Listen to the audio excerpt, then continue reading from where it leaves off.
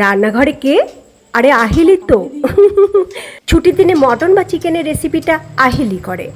আহিলি রাতে মটন বা চিকেনের রেসিপি সত্যি সুস্বাদু হয়। ঝটপট দুপুরের লাঞ্চ সেরে আমরা দুজন বেরিয়ে পড়লাম।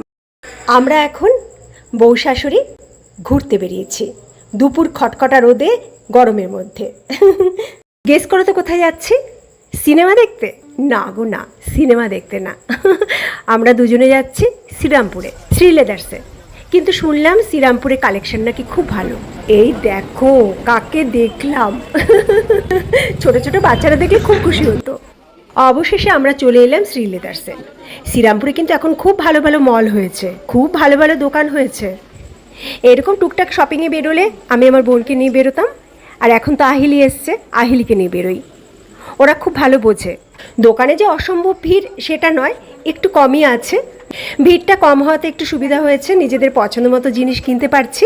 আহিলি পছন্দ করে দিল, আহিলি ওর জন্য একজোড়া জুতো কিনলো।